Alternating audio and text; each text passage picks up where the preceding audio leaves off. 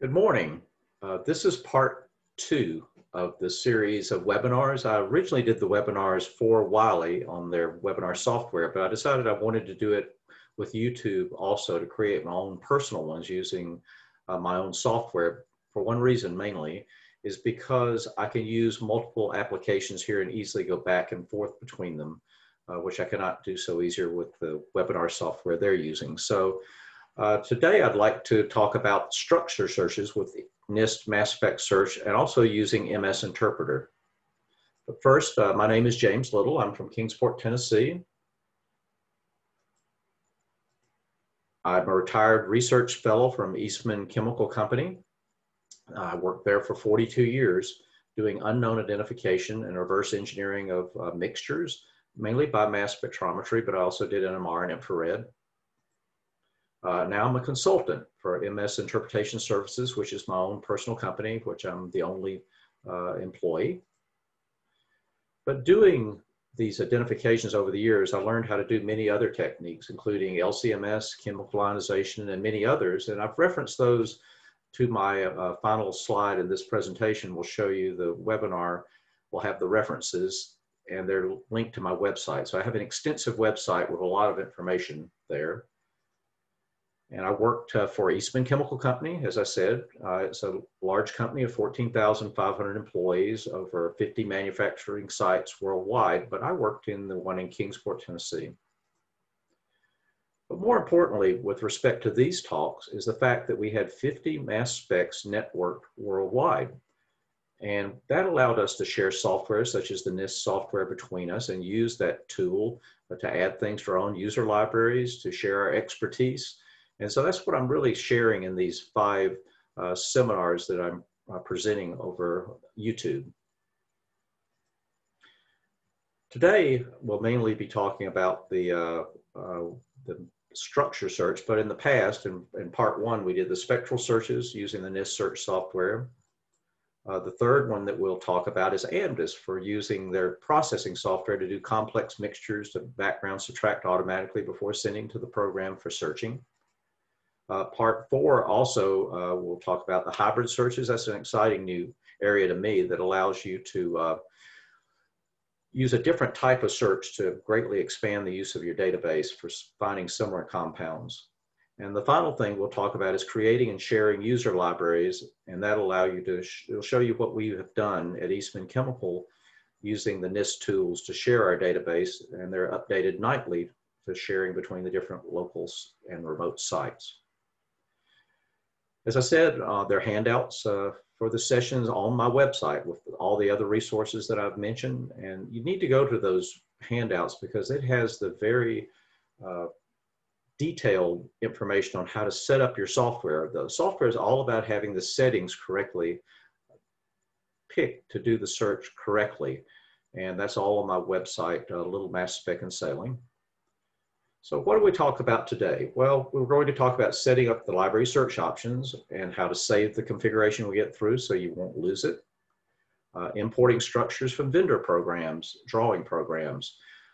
You don't have to have your own drawing program just for NIST. They don't actually have one. You use your one that you're already familiar with, and all you do is just take it and copy it into the clipboard, Windows clipboard, and paste it into the NIST program.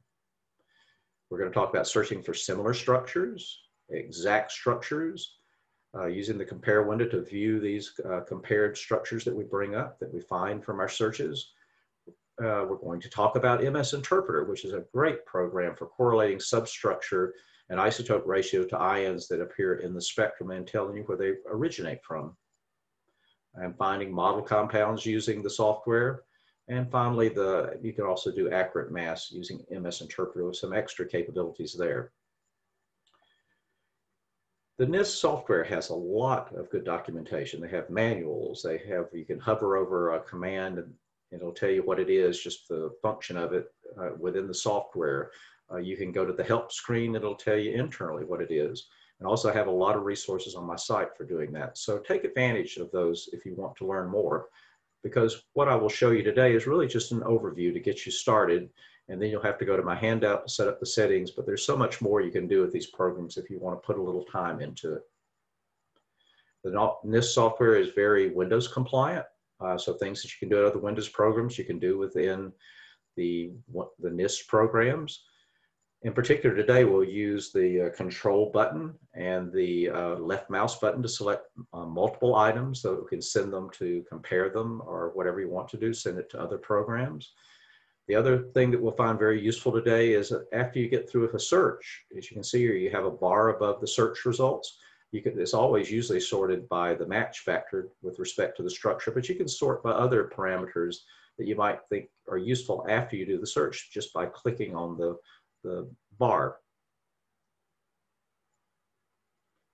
So let's, without any more delay, let's go to the program and see what it does as far as structure searches. So we're going to the NIST search program. It's very similar in some regards to our first one about spectral searches. The things that we will work on show up in the spec list. Our unknown structure will show up in the top pane. The results will show up in the bottom pane as far as the structures, and then the numerical results will show up in the left pane. So very similar in that regard. So the first thing we need to do is draw ourselves a structure. So let's go to the drawing program. I've got several here for the demo today, but I'll select the first one here and copy it and say copy. Now it's in the Windows clipboard, just like any standard thing that you would copy to take it to another program. We go back to the NIST program. We left click in the top window to highlight the spec list window. Now I'm going to right click, and you notice the paste is grayed out because you can't paste this in. The clipboard coming into the software knows that it's actually a structure, so you have to use the insert clipboard structure. And it says there's our structure we had there and acetone. The first thing you'll notice if you go over to the display to the right here, it's got your structure, but it's already calculated the molecular weight, the molecular formula, and the INCHI key. The INCHI key is a binary representation of the structure that the NIST program and other things such as PubChem on the internet can use for searching for structure. So it's a hashed code. You can't really read it, but it's a binary representation of acetone that can be searched. So we've got it all ready to go. So let's go up here and we'll hover a little bit here on the structure search. And before we go there, let's first show you some of the settings. Here are the library settings that you need to use. You'll have to set up the libraries to search, some of the options, and also the libraries you'll have to set up both the spectral libraries for the spectrum and also the structure. In my case, they're one and the same, but you have to set up both to do the exact and the similar structure search. And so be sure you go to my handout and get those settings correctly. And then after you get the settings correctly, come up here and say File, Save Configuration, give it a name that means something to you. And now you've got your own special set of settings for doing what you want to do. All right, so now we've got our settings set up. We're going to, again, we've got our structure imported, so we're ready to go. So we'll hover here for a second, and you'll see that shows structure search. And that really probably should say similar structure search. But we click on it, left mouse button on it. You can see it's clicking, it searched about 1 million structures in the library. And you can see that what the results came up on the bottom, you can see similar structures. So I'm going to left click on the first hit in the list here and it's formaldehyde. So that is similar to acetone. Shows it as 1,000 fit, but it's very similar. But you can see a lot of things are given 1,000 fit, which can be a little bit of a problem, but we'll deal with that in a moment. But you can step through them. I'm just stepping through them. As we step through them, I'm using the down and up keys on the keyboard to step through them. And as I do that, I look at the structures in the bottom. And you can see there's a lot of similar things. We finally get down to acetone, and acetone D6 is what we were looking for. So that's good. But if you want to, what you can do is it comes out of the box. Not everything's like you want. So you right click on the window and then go to properties. What I want to bring up is the delta mass, which I've already added to mine, but I don't think that'll come out of the box like that. So select delta mass and say, okay. What the delta mass is, you can see the difference between acetone that weighs 58 and formaldehyde is 28. So I'm looking for a delta mass of 0.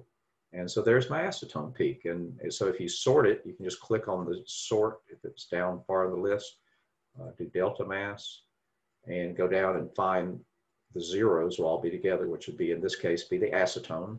If you want to see the different things of acetone, remember from the previous seminar we talked about, you can do a plus. That'll show you other things related to acetone. We have acetone, different replicates here. We have a derivative, and we have the isotopically labeled material. So they're all there, but let's make those go small again. The other thing you might want to do is to come up here where it says best matching only. If you don't have that selected, you'll get lots of different spectra for acetone. If you resort the delta mass, you'll see there's a lot of them here. 0.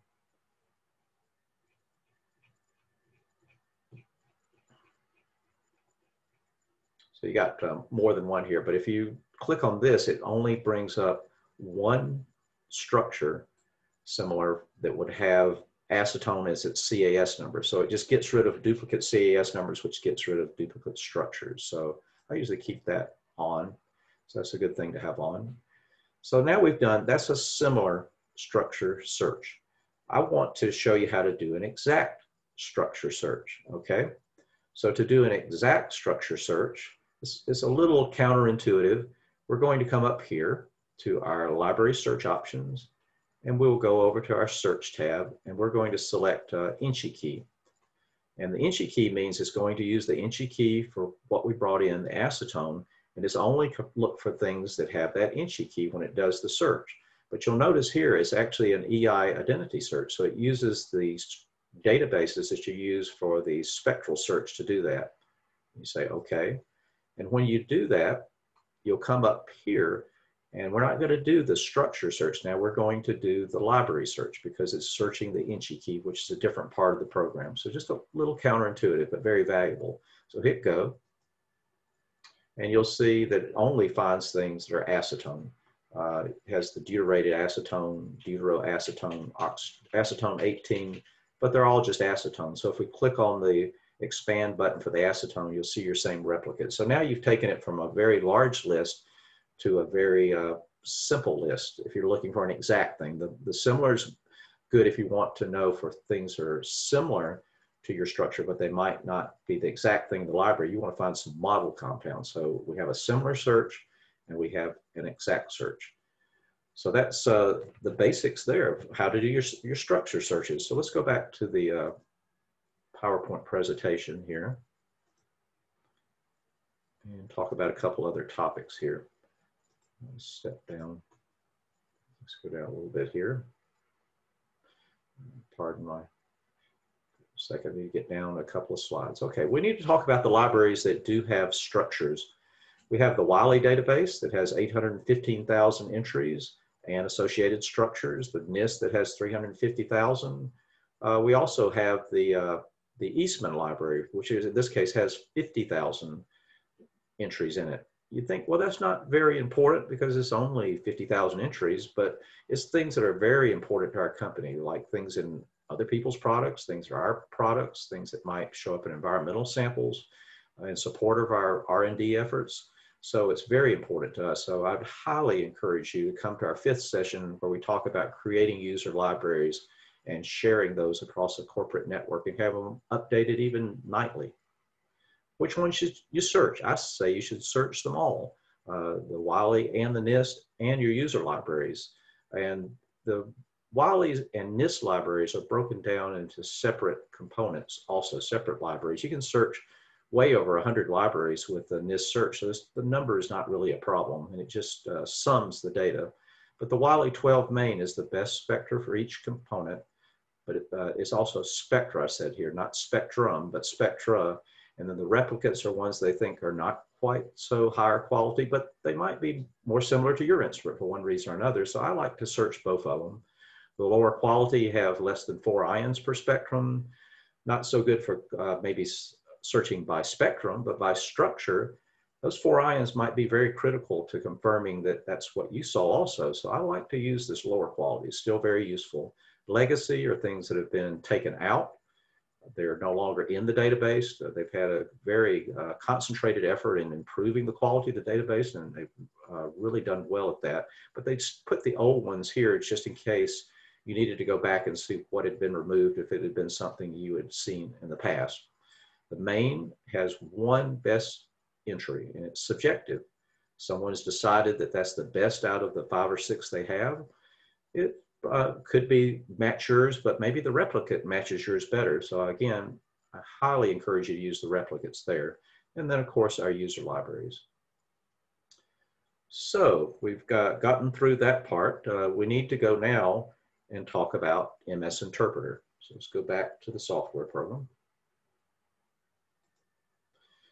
Okay, MS Interpreter. MS Interpreter correlates a structure to a spectrum.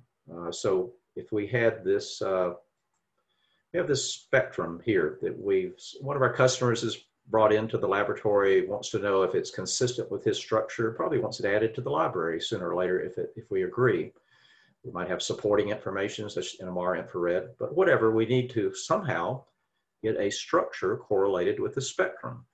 Well, how do you do that? Well, you come and use some of these other functions we briefly mentioned in seminar 1. If you go to the bottom down here, you'll see the tabs. We need to go to the librarian tab.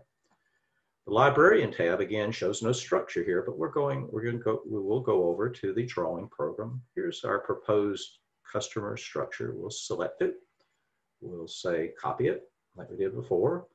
Then we'll come back to the library setting, the librarian tab here. What you do is you go to this little thing, you select the one you want, which is this spectrum here, and we say edit spectrum. It'll open up another window, and we've already got our structure in the clipboard. So all you have to do is say from clipboard. It's no longer be a sad face. It'll go to the structure that correlates with this spectrum. The other thing you'll want to do is automatically calculate the molecular weight and molecular formula. Not difficult to do this, just click the button. It populates those parts in the field and you're ready to go. All you do is say add to list and it'll add to our spec list. But you'll note over here there's also an add to library.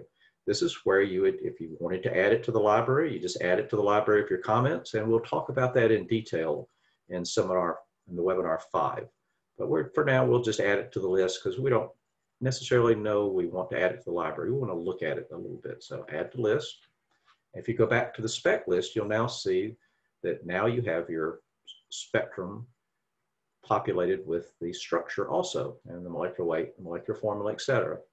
So we're ready to go. So now we're ready to go to MS Interpreter. And so all you do to do that is maybe you can click the F9 button on your keyboard, or right click here and say send to Mass Spec Interpreter, and it will send to another program that's a part of the NIST suite.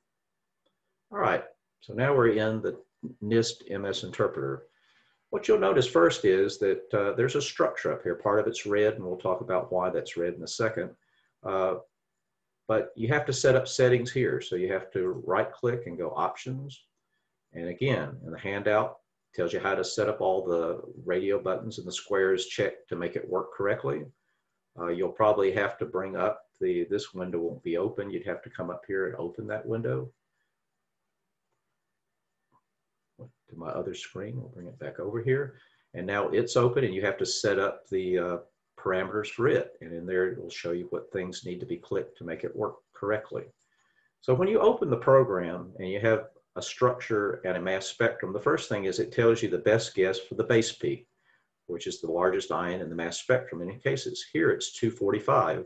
If you look up here, what's in red is what Mass Spec Interpreter think has a molecular weight of 245, or a mass to charge ratio of 245. And you'll see these little yellow hash marks that kind of top the top of the ions. That tells you the theoretical ratio of the isotopes if it is this substructure. And see, they're dead on. They match perfectly. So that makes you feel good that that's reasonable. It tells you can hear mainly the carbon-12 to carbon-13 ratio. So that's a good thing. And you can see these little hash marks above it up here. If you click on a hash mark, it'll show you the structure that it thinks it is. So every place it thinks it's a hash mark, it thinks it knows something about it. If it's in black, it thinks it knows what the ion is. If it's in yellow, it's a secondary type reaction, and a little bit more complex mechanism, or red. But anything that's black, red, or yellow, it knows something about. Anything that's white, it has no guess for you. So you're on your own with respect to those ions. So if you want to get to another ion, let's come over here. I'm on the hash marks above the spectrum. I even turned on, you can see I've got the mass to charge, I've got options. I show the mouse position on the cursor. I like that. It makes it easy to find out where you're located. So I've got 370 selected. I click on it. As soon as I click on it, it comes up and says, oh, everything in red is that mass. The chlorine is missing. It actually has, if you look up here, it has two structures. Sometimes there'll be very minor differences, but you might have 5 or 6 there that it might have different mechanisms. It tells you something about the mechanisms and the rates here, and it'll show you different ones. If you just go down and settle on the ion again, I'm getting on the hash mark. If you just keep clicking on it, if you look at the top of the screen while I do it, you see that's 2 of 2, which is just the other chlorine. Not so interesting here. 1 of 2, it just keeps going around and around. But you can see if you want to get the isotope ratios for that, you select it with the hash mark, come up here and right click on the formula and say send to the isotope calculator. And you'll see it appears over on the other side. And it's a little bit more interesting here. The colored part is the theoretical, and the black and the red part here are the actual measured. And you can see they are in very good agreement. So again, it makes you think, well, yeah, it really does have 1 chlorine on it. And if you click on the molecular ion, you'll see when you send it to right clicking on the formula again, you'll see it go to 405 and it matches well. And it shows everything in red here because that's the whole molecule. Nothing was lost except an electron. So the whole molecule is red. And you can see the isotope ratios match perfectly. So that makes you feel real good because chlorine has a very distinctive isotope pattern. And again, if you look at the bottom here, you can see the same information mirrored at the bottom with the little yellow marks above it. Well, let's go to one more ion just to show you how to step through things, just to re-emphasize that. Right here, I've clicked on 90. It thinks it's kind of fragmented a lot. It's lost the iodine and the chlorine containing part. It thinks it's down to the phenyl and a methyl group. And if you look at the top, there's 3, 1 of 3. And if you click on it again, it says 2 of 3 and 3 of 3. It's just very similar fragments. So it said it could be this part of the fragment over here, but it says the rate's not available for that. So that's probably not very likely. The first one says a rate of 58. So it does have a rate constant associated. So that's more likely than being this side of the molecule over here. So that's pretty much mass spec interpreter. It does isotope ratios. It gives the corresponding substructure with your ion in your mass spectrum and gives you confidence in what you have. So I would feel very confident in adding this to our user database, and I would assign it a name. The structure drawing programs, a lot of times will assign the name for you. If it had a common name, I would put that in also, but we'll talk about that in session 5. The other thing that I really like, after you get accustomed to doing mass spectrometry, sometimes you don't want to let mass spec interpreter do its job. You just want to see real quickly what it could be. And I know that if there's a carbonyl next to a nitrogen, it'll fragment like this. So you just take your left mouse button and you can make a very convoluted circle if you want to grab parts of the molecule. And whatever you circle comes up in red, and it shows the molecular formula for it here. And again, I can say send to isotope calculator.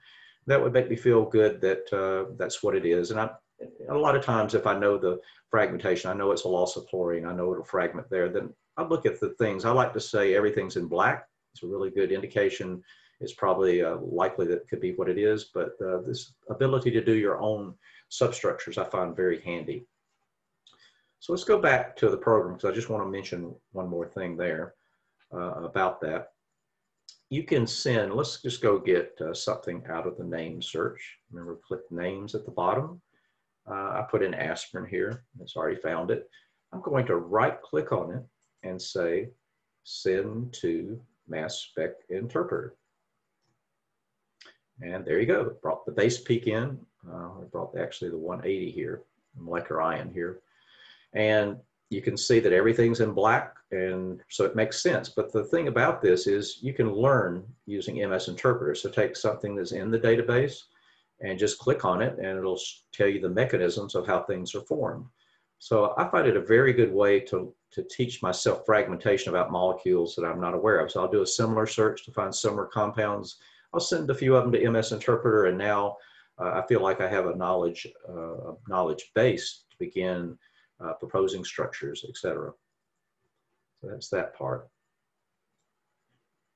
Okay, let's pretend again. Let's pretend a customer comes in today to our laboratory, and they say, "Oh, Jim, can you tell me if the isomers of this compound right here, this select it because I want to take it somewhere. If the compounds like this, if you have it at the para position, 1,4 position versus the 1,2 versus the 1,3 substituent substitutions, do they fragment differently? Could you tell me?"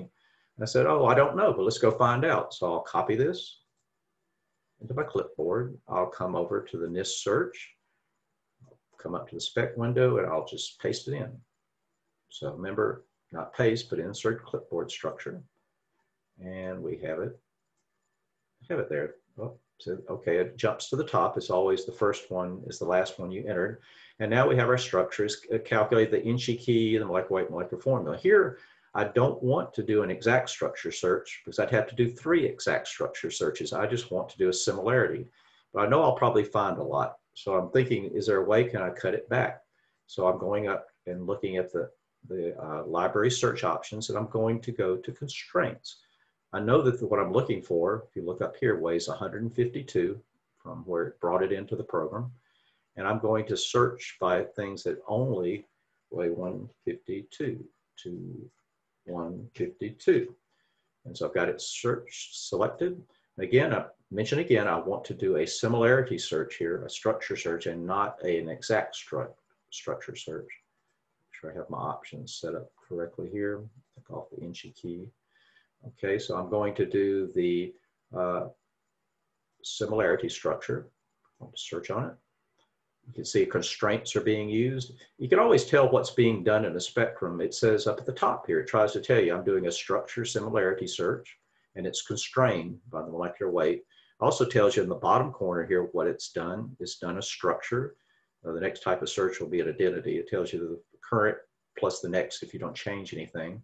The other thing you could go up here is you can go up to here where it says the hit list search options, and it tells you what it did also. So there's several different ways you can make sure you did what you want to. And it also tells you here that it did how many total structures it searched. So it tries to tell you a lot of different ways that you're doing what you want to do. So now we have some of the possibilities. This is the, if you look in the bottom, the methylparaben is a common name for the 1,4 isomer. So that's one I want. I also want the 3 isomer. That's another one I want. And I want the 1,2 isomer, which is methyl salicylate, is the common compound. But I want to get them all. We'll show you how to get them all together. But first, we need to go get our workspace ready to take our structures. So let's go to the bottom here. We have other functions down here. We want to select compare. And the compare window out of the box will usually have several windows open like this that it sends library search results to. That's the way they like to set it up when they send it to you. But what I do is I just want to compare things. So I'm pushing all this other excess stuff out of the way.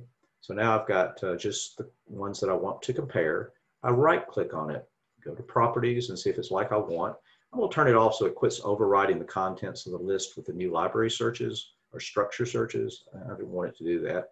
And I want to do 3, so I'll leave it 3. You can put 8, put whatever you want to, or whatever resolution your screen has, and just say, okay.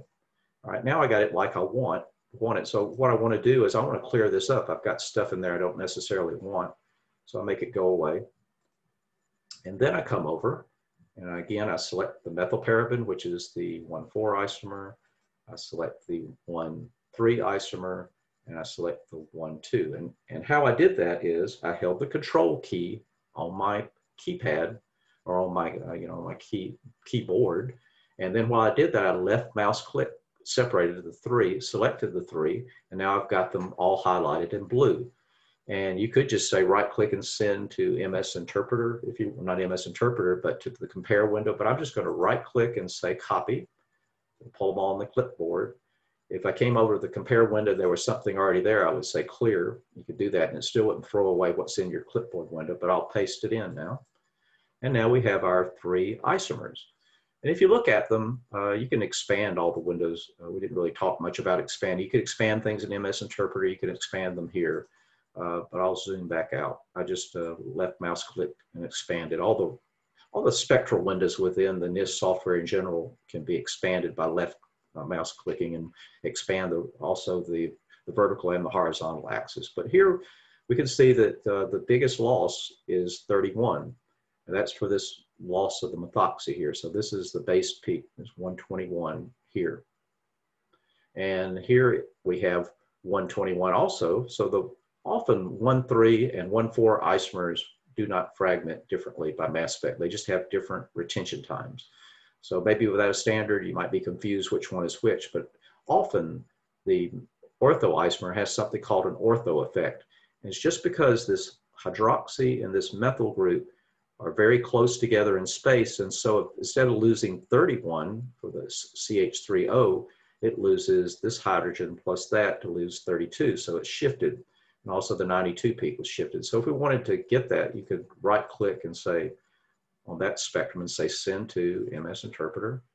And you'd see that when you bring up the 120 ion here, it would show that there'd been a rearrangement with loss of methanol. So let's go back to where we were in the NIST search. That's pretty much defines everything I really wanted to teach you today: how to find exact structures, similar structures, work in the workspace, sit anything within the library to learn about things, and how to use MS Interpreter and understanding the displays. So I just want to cover a couple more things before we finish up today. So I'll go back to the PowerPoint and come on down.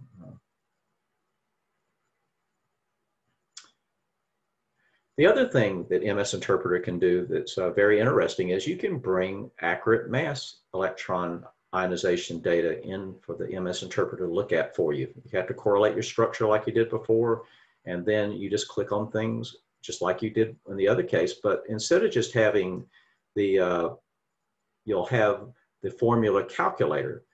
So this allows you to calculate not just the nominal mass, but it knows what the accurate mass are for the spectrum, and it looks at a lookup table based on limiting by the molecular formula you put in.